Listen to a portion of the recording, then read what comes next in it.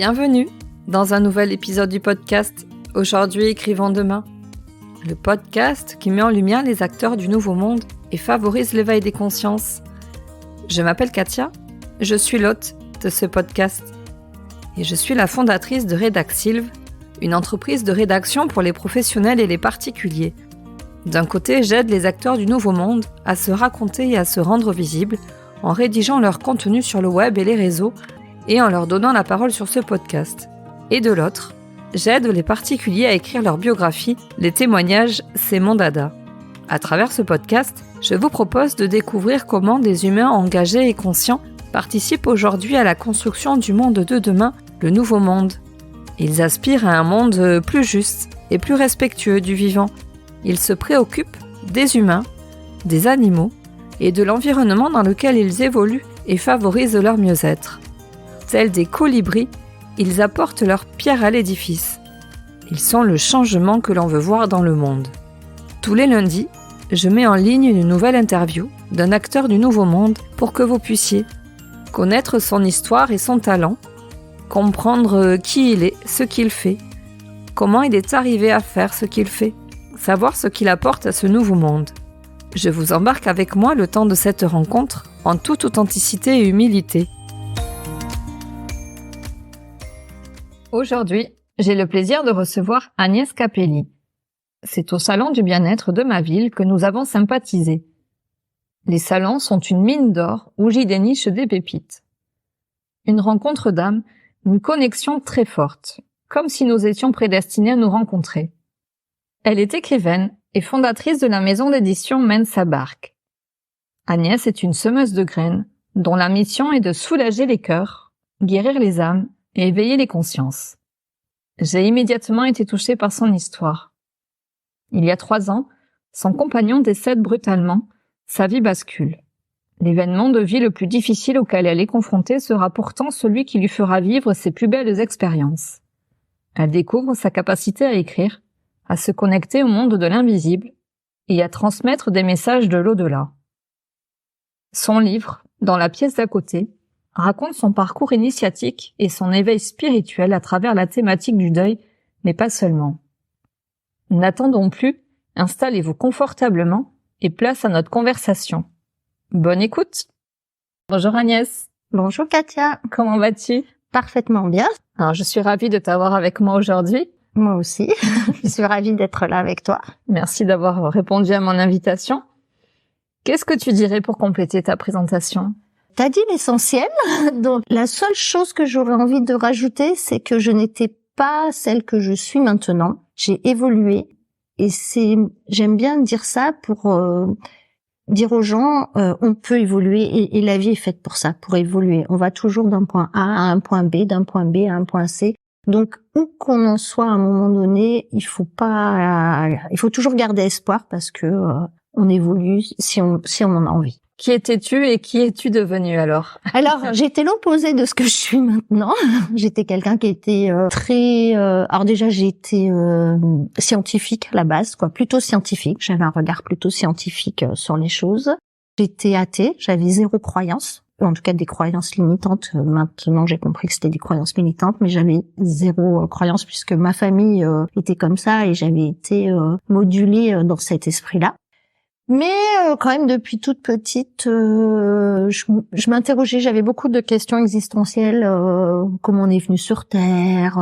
À quoi ça sert de vivre? Est-ce qu'il y a un sens plus profond à la vie? Donc j'avais des questions, mais j'avais jamais de réponse. Et après, j'ai été happée par la société, ce qu'on attend de nous. Donc j'ai fait des études, j'ai fait un travail d'éducatrice au ministère de la Justice. J'ai eu des enfants, une maison. Donc j'étais happée par le quotidien. Et donc toutes ces questions existentielles étaient passées un peu au second degré, on va dire, voire elles avaient carrément disparu. Je crois, j'étais le nez dans le guidon, allons-y gaiement. Mais j'étais jamais au fond de moi très épanouie, alors que j'avais une vie qui pas de rêve, mais une vie classique, que beaucoup de gens auraient bien aimé. Mais au fond de moi, j'étais pas vraiment heureuse. J'avais l'impression qu'il me manquait des choses, pas forcément matérielles justement. Il y avait une dimension qui me manquait, voilà. Et alors j'étais beaucoup dans l'exigence, la colère, dans le jugement aussi. Je comprenais pas comment les gens fonctionnaient, ça m'agaçait. J'étais beaucoup agacée en fait. J'étais beaucoup agacée par les choses. J'étais plus dans la rébellion que dans la compréhension. Quelqu'un qui travaille pour le ministère de la Justice. Être dans la rébellion, c'est pas mal. Et éducatrice, tu peux nous en dire quelques mots avant qu'on poursuive pour qu'on comprenne bien qui tu étais alors dans cette vie d'avant? Ouais, voilà. Alors, dans la rébellion, j'étais même syndiquée et très militante, tu vois, donc j'étais à fond là-dedans. Dans la vie ma vie d'éducatrice, en fait, j'ai choisi ce travail parce que moi-même, je suis issue d'un milieu pas super favorisé et j'aurais aimé qu'il y ait des gens qui m'aident à me faciliter la vie, on va dire, et à me faire comprendre certaines choses. Comme j'ai pas eu cette chance-là, j'ai voulu offrir ce que j'étais aux autres pour essayer de les amener à ça. Donc, quand j'étais éducatrice, je m'occupais de deux publics, c'est-à-dire des ados, c'était que des ados, mais soit en grande difficulté dans leur famille, voire maltraitance par moment, soit des ados délinquants, qui souvent au final étaient les mêmes. Voilà. Et moi, je voyais ce travail d'éducatrice comme comment aider ces jeunes à changer leur façon de faire, comment les aider à avoir un autre regard sur la vie, leur dire que tout n'était pas négatif, mais qu'il y avait plein de belles choses à faire s'ils le souhaitaient, leur redonner confiance en eux. Voilà, j'étais vraiment dans cette optique-là. Et c'est comme ça que ma première activité a démarré, mais je connaissais pas tout ce que je connais maintenant, donc je le regrette parce que je pense que j'aurais fait mon travail avec encore une autre dimension si j'avais su, mais bon, c'est comme ça. Et après, j'en ai eu marre de ce contexte-là parce que le poids institutionnel était très pesant. J'arrivais pas à donner du sens à ce que je faisais, justement. C'était trop dans le jugement. Le ministère de la Justice, vous allez me dire, ça peut pas être autrement. Voilà. Il y avait de moins en moins de bienveillance. En fait, quand j'ai démarré cette activité, il y avait beaucoup de bienveillance, beaucoup d'écoute, et plus ça allait, moins il y en avait. Donc, je l'ai plus supporté et j'ai décidé de quitter la fonction publique et quitter cette activité. Voilà. Pour faire toute autre chose, puisqu'à ce moment-là, je me suis orientée dans le commerce. Voilà, je suis devenue responsable commerciale dans une société de vente directe, on va dire. Et pareil, là, ce qui m'a plu dans cette activité-là, j'y suis restée une dizaine d'années. Ce qui m'a plu, c'est que je recrutais des personnes, je les formais, et puis je créais des formations pour les aider à évoluer. Et pareil, j'avais toujours comme challenge et comme envie de les aider à... J'avais l'impression à ce moment-là d'être révéler des talents. Voilà, je voulais les aider, les porter. Sauf que je les ai tellement portés, je savais pas comment faire pour qu'elles le fassent elles-mêmes, donc je le faisais moi, que je me suis épuisée. Et là, j'ai fait un bon burn-out, et ce qui a fait que j'ai quitté cette activité professionnelle. Et pareil, quand j'étais dans cette société, j'étais pas du tout avec les connaissances que j'ai maintenant sur la loi de l'attraction de ça, on en parlera peut-être tout à l'heure. Du coup, j'étais beaucoup dans la colère et tout ça, parce que je trouvais que les gens n'avançaient pas assez vite, quoi. Je devais être en plus un peu pénible, comme responsable. Même si j'avais beaucoup de bienveillance, voilà, j'avais des choses sûrement qui j'aurais dû évoluer. Alors ça, c'était il y a combien de temps? Ça, c'était, j'ai fait mon burn-out en 2018.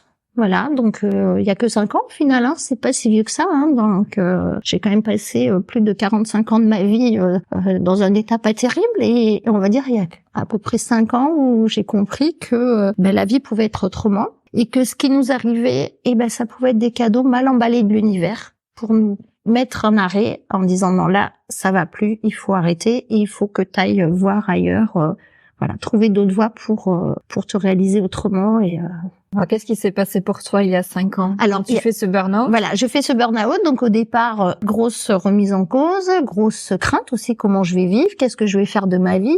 Je me disais, je sais pas quoi faire, quel talent j'ai, voilà, donc grosse inquiétude. Sur la même période, je rencontre Didier, mon compagnon, 1 an avant, en 2017, qui lui me rassure très vite en me disant mais t'inquiète pas, les choses vont arriver, déjà prends le temps de te soigner, de te remettre d'aplomb et tout ça, et après la vie est belle. Il disait souvent la vie est une fête, donc voilà, la vie est joyeuse, la vie est une fête, donc on va se débrouiller, même s'il faut aller vendre des jus d'orange sur le marché pour vivre, c'est pas grave, on partira à droite à gauche, on fera ça, on achètera un extracteur de jus.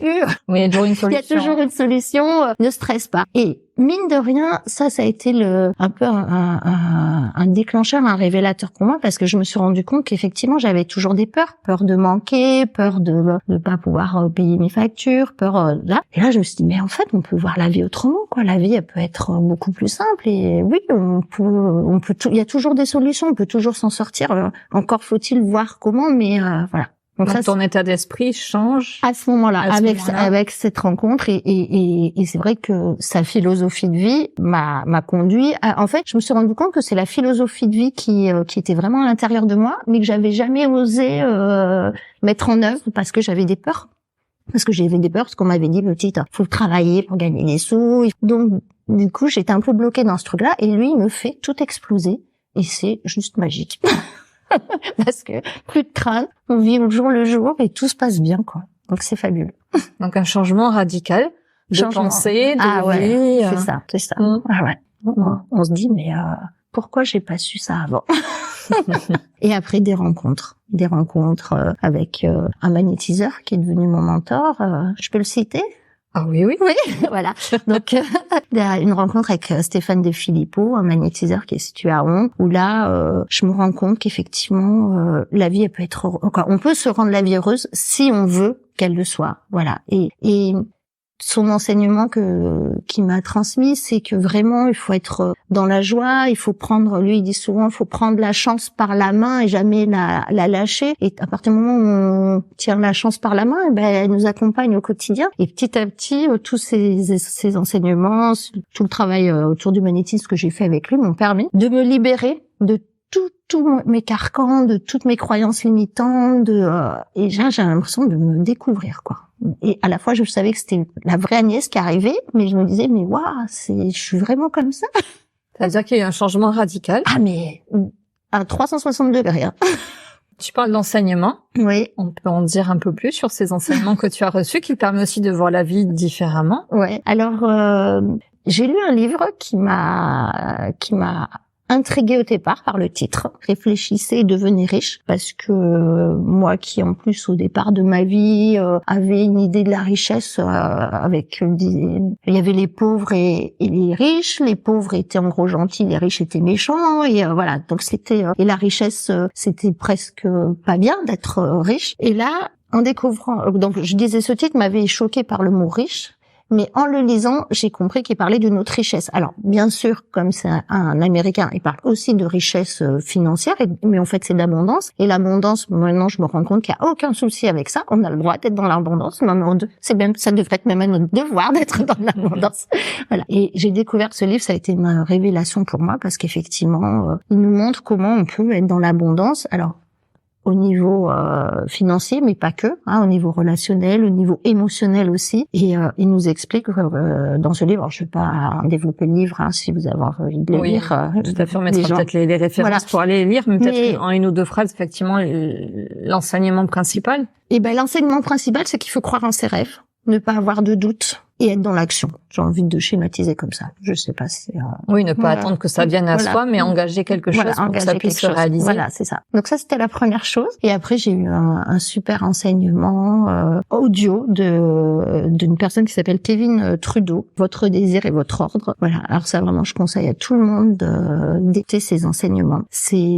Alors qu'ils sont pas forcément accessibles au grand public. Ils sont pas accessibles au grand public. C'est peut-être là la difficulté, mais en fait, on devrait, à mon sens, effectivement, y avoir tous accès. C'est ça, on devrait y avoir tous accès. Après, maintenant, quand on cherche, on trouve, quoi, voilà. Mais encore faut-il le savoir qu'il existe. Voilà.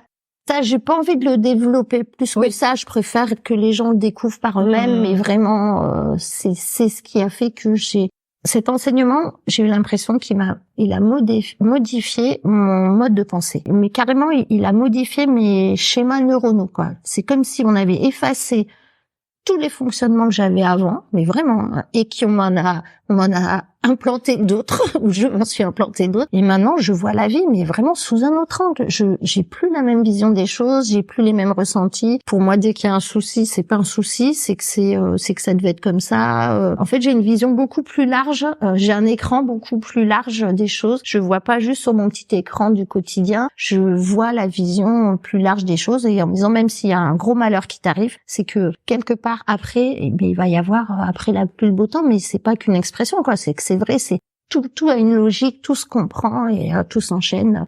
Même les événements les plus dramatiques, au final, faut même pas en avoir peur, quoi. Alors, on peut faire le lien justement avec ce livre que tu as écrit dans la pièce d'à côté, parce que il a été écrit dans un contexte particulier. Ben oui, parce qu'après ce que je vous ai raconté là, donc de cette superbe rencontre avec Didier, cette super rencontre a duré que 3 ans, puisque Didier, au bout de 3 ans, est décédé brutalement d'une rupture d'anévrisme. Donc là, à ce moment-là, tout s'est effondré. Donc j'ai cru que ma vie n'avait plus aucun sens. Je me disais, mais la vie sans lui, ça a plus aucune saveur. À quoi ça sert que je vive? Voilà, j'ai eu cette phase-là. Et en même temps, je me suis dit, une autre petite voix me disait, s'il est parti, s'il y a peut-être un sens pour toi, tu vas peut-être réussir à t'en remettre et peut-être que ça va aussi t'apporter des choses à toi, peut-être aux autres.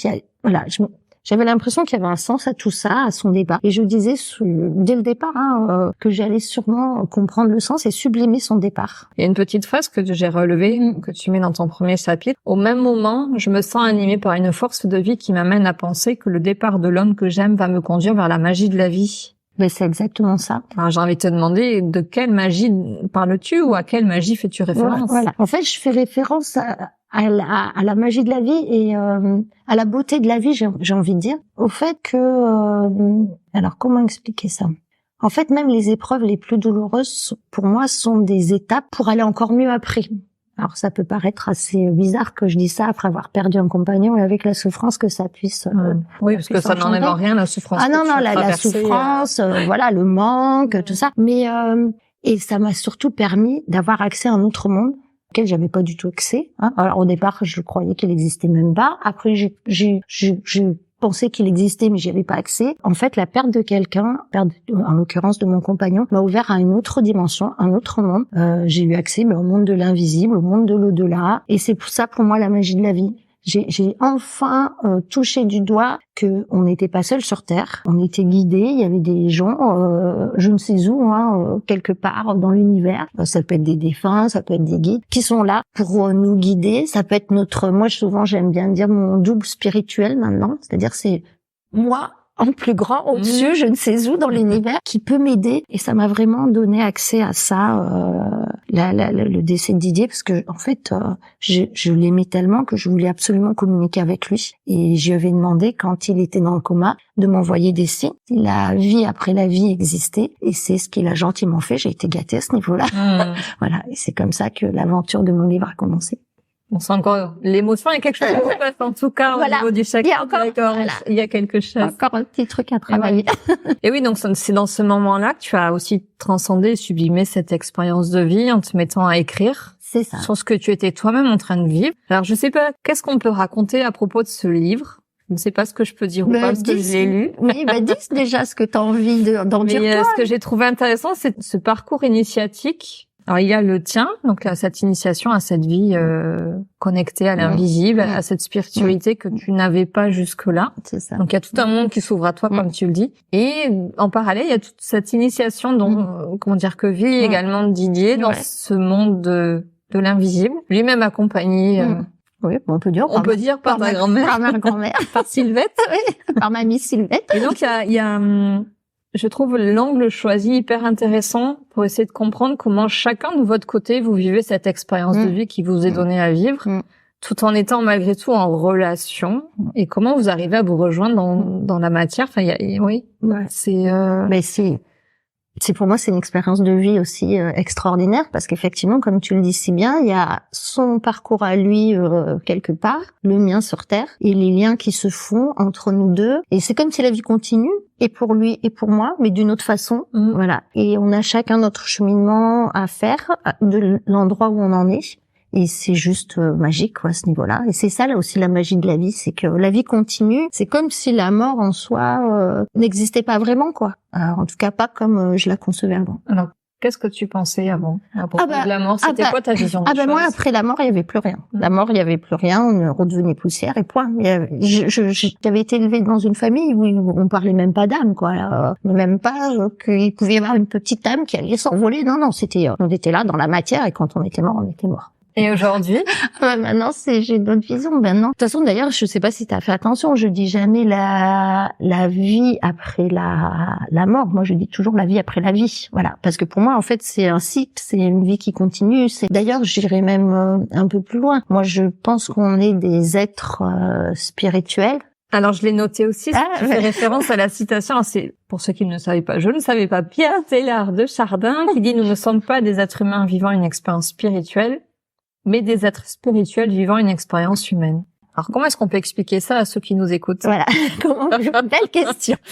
Alors, en fait, pour moi, effectivement, nous sommes des êtres spirituels. Alors, on les appelle comme on veut, des esprits, des âmes, peu importe, des entités. On fait comme on veut, chacun a son vocabulaire qui lui appartient. Et on vient sur Terre pour vivre des expériences, pour évoluer, pour que notre conscience grandisse, pour guérir certaines blessures. Donc c'est comme des parcours. Moi, j'assimile mon passage sur Terre comme des stages, en fait, comme si j'étais en stage. Voilà, je suis une petite âme spirituelle qui vient faire un séjour sur Terre je suis en stage, j'ai des choses à guérir, à apprendre, à travailler, puis des choses, des missions aussi. On a des missions quand on vient sur Terre, à transmettre des choses aux gens, mais ça peut être aussi à fabriquer des routes. Il n'y a pas que des missions spirituelles, mais heureusement, parce que sinon, s'il y avait que ça serait un peu compliqué de vivre sur Terre. Voilà, on vient avec des missions, et après, quand c'est terminé, notre mission, on repart dans un autre monde, dans l'univers, dans d'autres maisons, une autre maison, et après, on revient faire un petit stage dans une autre vie un peu plus tard pour retravailler des choses. Pour moi, c'est pour ça que la mort n'existe pas. En soi, c'est plus une fin d'un stage, une fin d'une mission, une fin de quelque chose pour passer à autre chose, mais c'est une forme d'éternité pour moi que je vis à l'intérieur de moi, à l'intérieur de mes tripes. J'arrive même pas vraiment à l'expliquer, je le sais, voilà. Et comment sais-tu aujourd'hui qu'il y a cette vie dans ce monde invisible?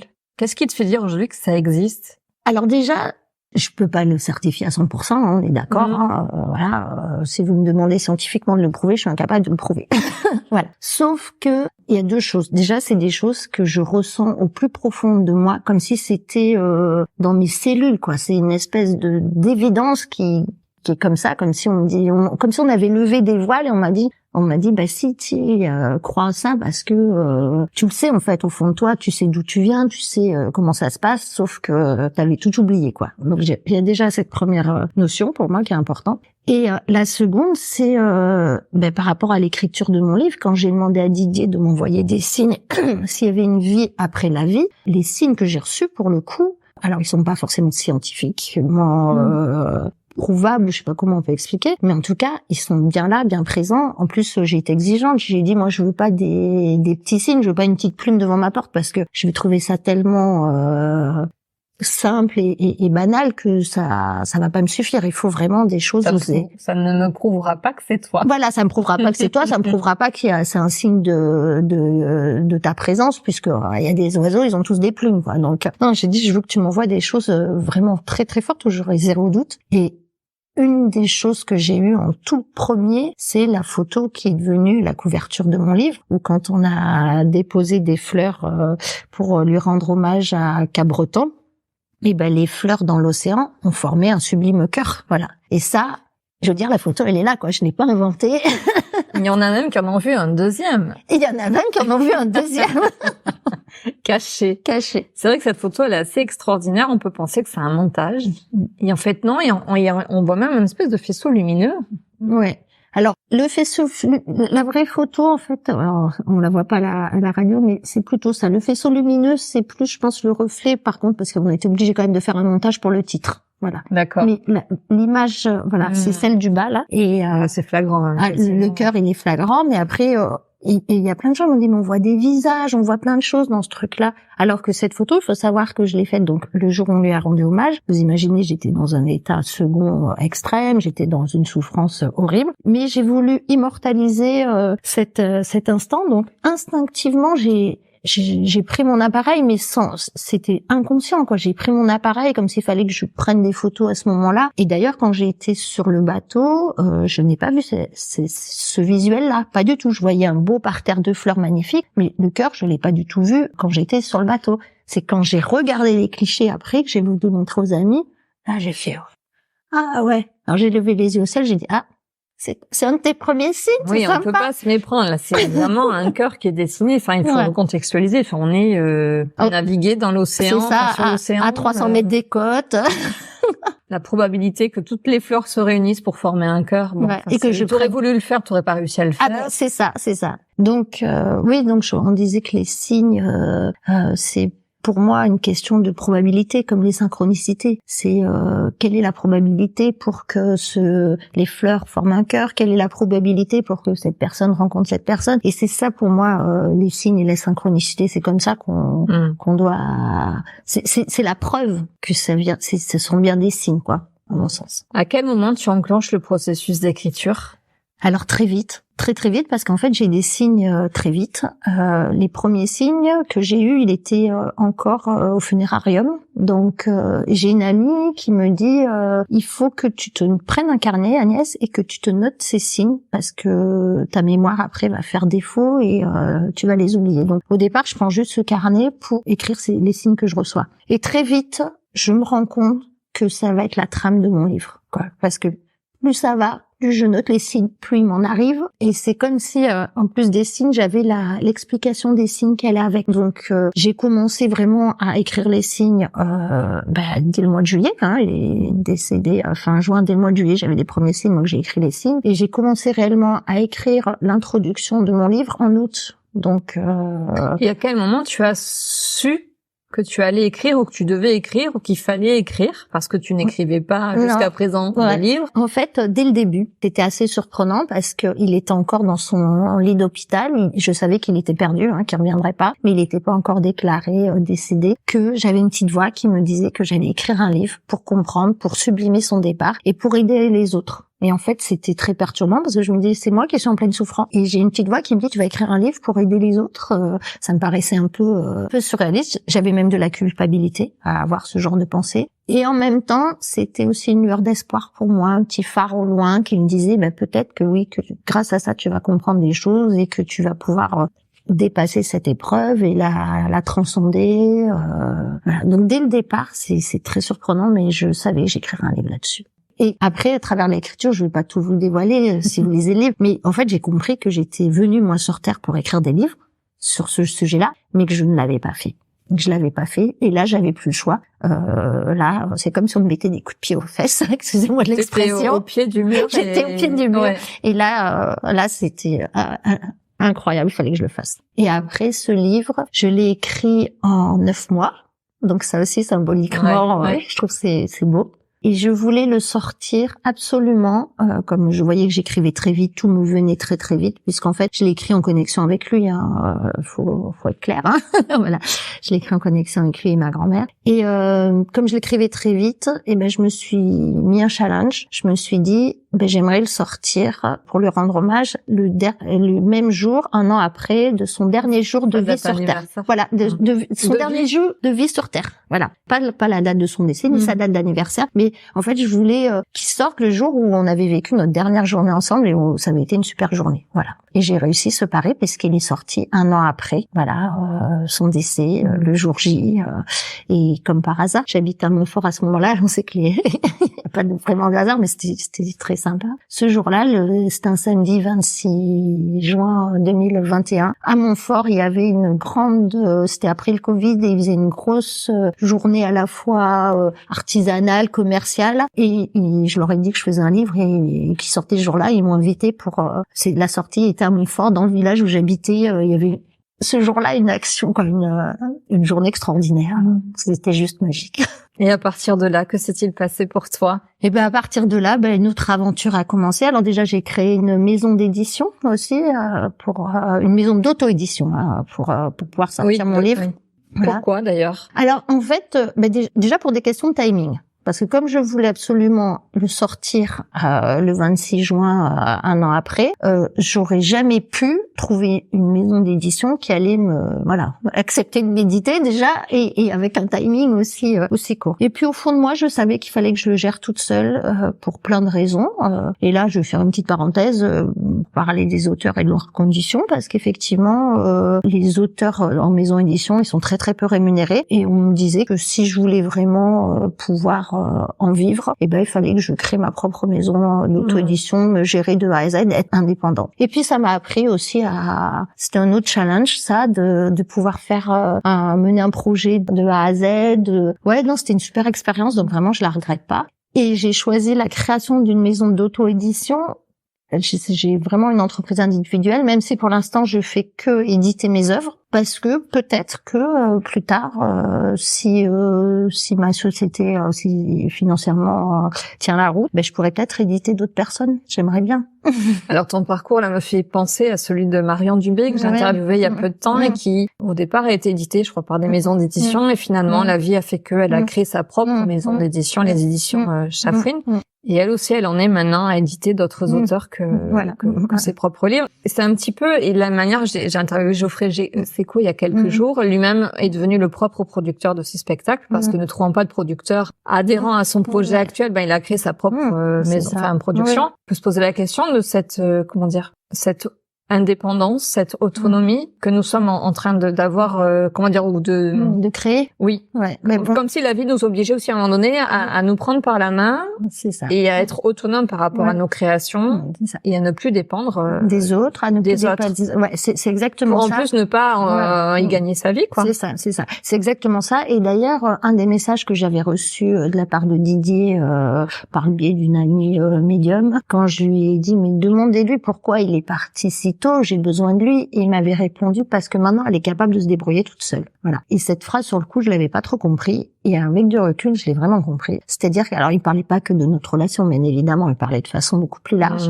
Et effectivement, on est capable de se débrouiller tout seul. Il faut arrêter de croire qu'on a besoin des autres, qu'on a besoin de... Voilà, on peut faire plein de belles choses tout seul, on peut mener des projets. Et en plus de ça, je pense que c'est absolument nécessaire parce que tu fais référence à la personne qui a créé sa propre maison de production. Effectivement, ça nous permet aussi une grosse liberté, liberté d'esprit. C'est-à-dire que si j'avais dû aller vers une maison d'édition, je suis pas sûre qu'ils auraient accepté de publier mon livre comme je l'ai écrit. Et alors que c'est comme ça qu'il fallait qu'il soit écrit, c'est comme ça qu'il fallait qu'il soit sorti. Donc ça nous offre un panel à la fois de création et de liberté extrême, et moi je trouve que la vie c'est vraiment ça au final. Alors c'est sûr, c'est du travail, mais quelle récompense. C'est ça. Quand tu vois que tu as non pas un mais 2 livres. Ouais. Parce que le second, raconte-nous. Alors le second, ça aussi, tu vois, quand je me dis que les choses sont timées comme elles doivent être timées. Le premier livre, donc mon roman, je l'ai écrit en 9 mois. Ce second livre, qui est une bande dessinée pour les enfants sur la pensée positive, qui s'appelle Mensa et Bark Destination Bonheur. C'est une histoire que j'avais créée pour mes propres enfants il y a plus de 20 ans de ça. Et là, pour le coup, j'ai mis 22 ans à la sortir.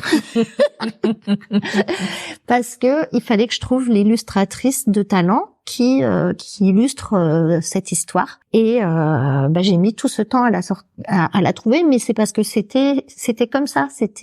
Il fallait que j'attende, il fallait que je rencontre la bonne personne. Donc voilà. Donc ça, c'est vraiment pour les petits. C'est plein de messages très subtils. Petits, mais pas seulement. Les petits, je comprenais qu'en fonction de l'âge. Oui. Alors quand je dis petit, l'âge idéal pour lire ce livre, pour avoir ce livre entre les mains, c'est entre 2 et 12 ans, on va dire.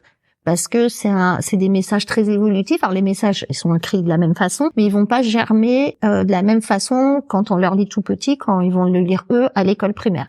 Après, j'ai même des grands qui l'ont lu, des adultes. Alors bon, les ados, je fais une petite parenthèse par les ados parce qu'ils sont quand même un peu dans un autre monde et ils trouveraient sûrement l'histoire trop enfantine. Parce qu'en fait, c'est une histoire qui a l'air de rien, qui est très anodine, c'est un petit conte enfantin comme ça, mais les personnages que rencontre Bark pendant son cheminement et les messages qui lui sont donnés, ce sont vraiment des messages très subtils justement sur la magie de la vie. Et donc tu y étais déjà connecté il y a 20 ans, mais sans le savoir. Ouais.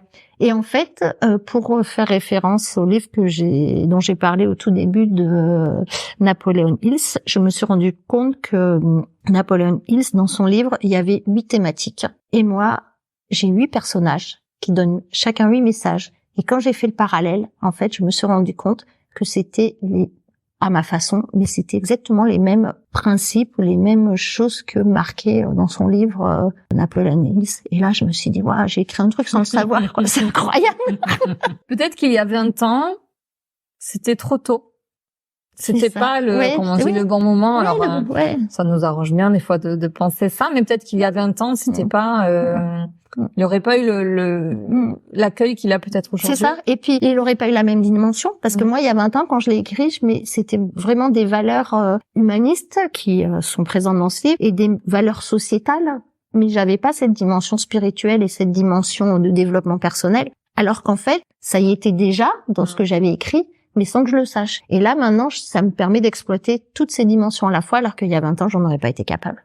Et les gens l'auraient pas aussi, je pense, reçu de la même façon. Où est-ce qu'on peut trouver tes 2 livres, ta BD et ton livre? Alors, on peut les trouver principalement sur mon site internet, qui porte le même nom que ma maison d'édition, Mensa Bark Édition. On peut le trouver, alors vous trouverez aussi sur ce site internet des points de vente que j'ai dans les Landes, dans le 64, autour de chez moi, un maintenant dans l'Hérault et en Dordogne, et même un petit en Martinique. Très bien. Voilà.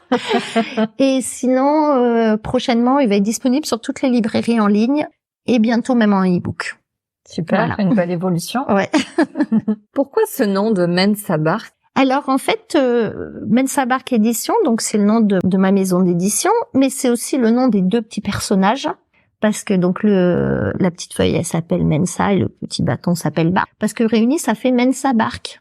Chacun mène sa barque comme il veut, comme il peut, comme il l'entend. Quand tu les as créés il y a 20 ans, tu n'imaginais pas que leur nom formerait le nom de ta maison d'édition? Non. J'avais joué sur ce jeu, ce jeu de mots-là, bien sûr, il y a 20 ans, Mensa Bark, mais j'étais loin d'imaginer ça, ouais. Pas du tout. Tu créerais ta maison d'édition avec? Est-ce qu'on peut parler des projets ou non? Ou c'est non, il y a rien de secret. Non, pas du tout, avec plaisir. Je suis en train d'écrire un second roman, voilà, qui est aussi très inspiré et qui sera sûrement très inspirant pour les gens. Alors je vais pas dévoiler vraiment le sujet, mais en gros, je vais dire que c'est une femme médecin qui fait un burn-out et qui va être sauvée par une dame qui est dans le coma. Voilà, je peux pas en dire plus, mais ça sera aussi quand même toujours dans le même esprit. Moi, l'idée quand j'ai écrit le premier livre, et je me rends compte c'est la même chose quand j'écris le second, je pars d'un point A, je veux arriver à un point B et je veux amener mes lecteurs à un point B. C'est comme si je voulais un peu changer leur mode de pensée, leur regard sur la vie, leur regard sur leur propre fonctionnement, sur aussi exaucer leur potentiel. Et donc je l'écris vraiment dans ce même esprit, et je suis un peu guidée aussi de la même façon que j'ai écrit le premier. Voilà. Donc ça fera peut-être l'objet un jour d'un autre interview, comment on peut être guidé pour écrire des livres. Oui, j'ai envie de te poser la question là, d'en savoir un peu plus, mais si, je veux bien. Est-ce que ça peut s'expliquer? Comment est-ce qu'on peut arriver à expliquer effectivement ce processus de création? On parle souvent d'inspiration, mais là ça va au-delà de l'inspiration. Là, sincèrement, moi j'ai l'impression d'être guidée. J'ai l'impression que c'est comme si dans l'univers, mes livres ils étaient déjà écrits quelque part et que j'ai juste à me connecter pour me rappeler de ce que j'ai écrit, voilà. Et c'est vrai que dès que je me mets, moi j'ai pas le problème de la page blanche par exemple. J'ai un autre problème, c'est que des fois j'ai du mal à me mettre devant mon ordinateur. Je préfère aller me promener dehors.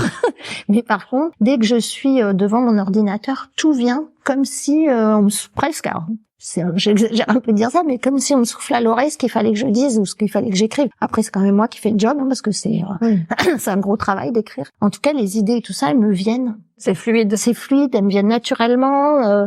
C'est souvent, je parle de ma petite voix intérieure. C'est ma petite voix intérieure qui me dit, tu devrais faire ci, tu devrais faire ça. Mais pourquoi t'as pas pensé à ça?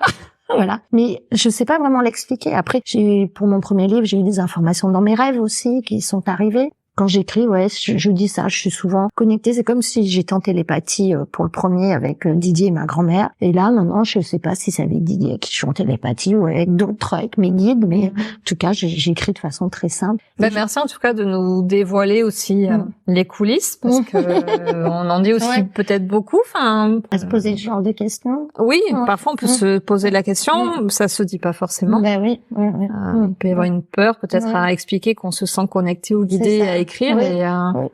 Oui. C'est ça, et puis peur de se dire mais si c'est pas nous vraiment qui faisons le travail, si on est guidé, ou je vais pas dévoiler mes sources. Si moi j'ai dévoilé mes sources. Ou d'autres pourraient le psychiatriser. Et tu vois, dans la schizophrénie, il y a cette perte de contrôle ou d'avoir la sensation d'être aussi téléguidé par, tu vois, par une voix extérieure ou une force extérieure, tu vois. Donc c'est un autre sujet, mais voilà. C'est vrai que moi j'ai pas de crainte à ce niveau-là. En tout cas, ça me ferait même plus rire parce que déjà la voix elle est pas extérieure, elle est bien intérieure. Et j'ai bien les pieds sur terre parce que justement mon principe c'est on doit vivre pleinement notre vie sur terre et le plus possible dans la joie, dans la création, dans voilà. Donc, c'est ce message-là que tu souhaites transmettre. Vraiment. Ouais. On a parlé un petit peu de tes valeurs. Tu parlais de tes valeurs humanistes. Est-ce qu'il y en a d'autres qui sont importantes pour toi à faire valoir? C'est vraiment. J'ai envie de dire le terme humaniste, c'est ce qui regroupe vraiment toutes mes valeurs. Mais et ce terme-là en lui-même, il englobe toutes les valeurs, c'est-à-dire le fait que les gens vivent bien sur Terre, vivent convenablement, soient épanouis. Mais en plus, moi, je pars du principe que si on était tous individuellement bien, après, il y aurait plus de problème, en fait, puisque on ferait attention aux autres, on ferait attention à la terre. Donc, c'est pour ça que les valeurs de partage sont très, très importantes pour moi, mais tout ça, elles sont dans le mot humanisme, quoi. C'est, l'humanisme, c'est ça, c'est vivre en tant qu'humain, s'entraider, se protéger, se faire grandir les uns les autres, transmettre, prendre la main à l'autre quand on en a besoin, tendre sa main à quelqu'un quand nous on en a besoin, quoi. C'est tout ça, quoi. C'est ces valeurs que j'aimerais que les gens soient imprégnés de ça au quotidien, quoi. Ça, pour moi, ça serait ma plus grande satisfaction. Je t'ai proposé de participer à mon podcast, donc qui donne la parole aux acteurs du Nouveau Monde. Qu'est-ce que le Nouveau Monde pour toi? Le Nouveau Monde pour moi, c'est exactement ce que je viens de te dire ça rejoint l'idée d'humanisme. C'est vraiment un monde où on vivrait en harmonie les uns avec les autres, en harmonie avec la nature, en harmonie avec nous-mêmes aussi, parce que ça c'est très très important. Et je pense que c'est même le postulat de base. Il faut vraiment déjà être en harmonie avec nous-mêmes pour être en harmonie avec les autres. Et c'est un monde où on connaîtrait vraiment toutes les lois de l'univers qui nous permettraient que la vie elle soit facile. Parce qu'en fait, en réalité, si on connaît ces lois de l'univers, la vie elle est quand même plutôt facile, quoi. On n'a pas parlé des lois de l'univers dont tu parles énormément dans ton livre. Tu fais référence à la loi de l'attraction. Ouais. Qu'est-ce que j'avais noté d'autre? La loi de la vibration, je suppose. Oui, la loi de la vibration que je connais moins. Ouais. Qu'est-ce qu'on peut en dire Alors, la loi de l'attraction, on en entend beaucoup parler ces temps-ci. En fait, la loi de l'attraction, c'est il faut quand même bien se rendre compte que la loi de l'attraction, c'est en gros le positif attire le positif, le négatif attire le négatif. Ça, c'est la base. Et on nous dit souvent que c'est lié à la pensée et à la visualisation, sauf qu'en fait, ça ne s'arrête pas là. Parce que si on reste au niveau des pensées et de la visualisation, souvent ça peut même faire tout le contraire. Donc ça, je l'explique aussi dans mon livre. Parce qu'en fait, il faut aussi vibrer ce que l'on pense. Et c'est pour ça que je dis que la loi de la vibration est pas plus forte que la de l'attraction, mais en tout cas se superpose. C'est-à-dire que si on pense qu'en pensant positivement, on va être soit plus joyeux, soit être dans l'abondance, soit rencontrer son âme sœur, et qu'au fond de nous, on vibre pas ça, on vibre la peur, le doute que ça se réalise pas, ça c'est comme si ça annulait. Ça annulait, voilà, exactement. Il faut que les clignotants plus soient allumés, à mon sens, à 3 niveaux. Donc au niveau du mode de la pensée, au niveau des émotions que l'on vibre, et au niveau de la respiration aussi. Parce que en fait, on transmet tout ça au niveau de la respiration. Plus on respire avec une dimension, une prise de conscience positive des choses. Alors c'est pareil, ça, je pourrais l'expliquer, mais pas maintenant, s'il te plaît, parce que ça serait plus compliqué. Non. Voilà. Mais il faut vraiment que ces 3 choses se fassent en même temps. Ouais. Et d'ailleurs, la loi de la vibration, après, quand on est habitué, on ressent les choses. Moi, je suis tout à fait capable dans mon corps de savoir comment je vibre. Si mes émotions sont en accord avec mes pensées. Si, par exemple, je vibre, je pense en me disant, j'aimerais que mon livre soit connu, mais qu'au fond de moi, mes émotions, c'est, non, mais tu vas pas y arriver, comment tu veux, t'es pas connu, comment tu veux, voilà. Il y a une dissonance qui se crée. Et je sens, je suis pas bien. Corporellement, je suis pas bien. Par contre, si tout est aligné, là, je sens que mon taux vibratoire, il augmente. C'est comme si mes petites cellules, elles s'agitaient, elles avaient plus d'espace, l'énergie circulait plus. Voilà. Et ça, quand on pratique ça, on le ressent vraiment, quoi, physiquement, quoi. C'est incroyable. Allez lire le bouquin d'Agnès. Et alors, juste une petite astuce pour activer la loi de la vibration. Mais déjà, c'est faites des choses que vous aimez, faites-les dans la joie. Mais justement, par rapport au deuil, moi, c'est comme ça que j'ai pratiqué. Et c'est ces connaissances de la loi aussi, de l'attraction et de la vibration qui m'ont aidé à dépasser, la détresse dans laquelle j'étais et la souffrance par rapport à mon deuil. Parce que chaque jour, je me suis dit, qu'est-ce que je peux faire pour me sentir un peu mieux, je voulais juste vibrer un tout petit peu plus fort chaque jour. Et hop, et petit à petit, j'ai enclenché ce processus et je m'obligeais, vraiment, à vibrer au moins une sensation positive dans la journée, même si j'étais au plus bas. Et c'est ce qui m'a permis, petit à petit, de refaire monter mon taux vibratoire et petit à petit, d'enclencher mon processus de résilience et de joie de vivre. Oui, tu parlais tout à l'heure, alors tu l'as pas dit en ces termes-là, mais une forme de reprogrammation. C'est ça, exactement. De créer de nouveaux schémas neuronaux et de programmer de nouvelles façons de réagir, penser, être, ressentir. Oui, à partir d'un événement, c'est exactement ce que tu dis. Créer une autre action. C'est presque une réaction chimique qui se crée dans notre cerveau, qui dit, hop, là, c'est interdit, le passage, il est par là. Quelle pierre à l'édifice est-ce que tu penses apporter à ce nouveau monde? Aussi modeste soit-elle, celle que je viens de te dire, de la transmission, transmettre toutes les valeurs déjà auxquelles j'adhère, mais vraiment j'ai l'impression d'avoir une mission de transmission au travers de l'écriture et de la lecture après pour les autres, à ce niveau-là, en toute modestie. On arrive à la fin. Ouais. Est-ce qu'il y a une question que je ne t'ai pas posée que tu aurais aimé que je te pose? Non, tu m'en as tellement posé que c'était super. Est-ce qu'il y a quelque chose que tu souhaites nous dire avant qu'on termine l'interview sur mon petit jeu? Non, je pense que non. À part que j'ai été très heureuse de participer à ton podcast parce que c'était une très belle rencontre. Merci. Oui, c'est pour ça que j'ai tenu à le spécifier en introduction parce que c'était, comme on dirait aujourd'hui, ça a matché. C'est ça. Yes. Non mais je me souviens très bien. Ce qui est drôle, tu parles de ce cœur que tu as de fleurs sur la couverture de ton livre comme signe de ton ex-compagnon. Quand je suis arrivée au salon du bien-être à la Benne, j'étais avec un ami et je lui dis regarde, et au sol il y avait un cœur rose dans le sol, et là je rentre et je ne vois que toi en arrivant parce que tu avais un stand à l'entrée du salon et effectivement je me suis arrêtée, on a commencé à discuter et immédiatement ça l'a fait. Et tu sais que ce cœur, je suis allée dehors le prendre en photo après que tu sois partie. Je l'ai en photo. Et voilà, puis ensuite on s'est reconnectés, on s'est rencontrés sur d'autres salons. Enfin, je suis là aujourd'hui. Donc merci à toi. Avec plaisir. Tu connais le portrait chinois? Si tu étais, peut-être y as-tu joué quand tu étais plus jeune? Alors, je me rappelais pas que ça s'appelait comme ça. Portrait chinois. Voilà, mais c'est un jeu où tu vas me dire des mots, c'est ça. Oui. Alors, si tu étais un plat, lequel serais-tu? Des crêpes. Ouais. Des crêpes parce qu'on peut les moduler comme on veut. Déjà, c'est festif, les crêpes. Ça me rappelle la fête foraine. Et puis, on peut l'harmoniser avec les goûts de tout le monde. Donc, chacun peut, mettre son grain de sel, son grain de sucre. Tout c'est ça, des crêpes, sucrées, salées. Voilà.